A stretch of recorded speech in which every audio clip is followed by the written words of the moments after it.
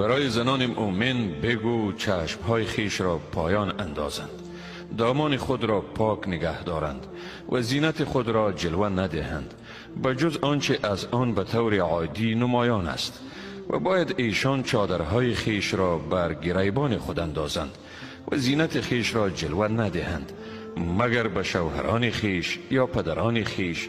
یا پدران شوهران خیش یا پسران خیش یا پسران شوهران خیش یا برادران خیش یا پسران برادران خیش یا پسران خواهران خیش یا زنان همکیش خیش یا بردگان خیش یا خدمتگاران مردی که تمایلات شهوانی ندارند یا اطفالی که هنوز احساس جنسی در آنها بیدار نشده است،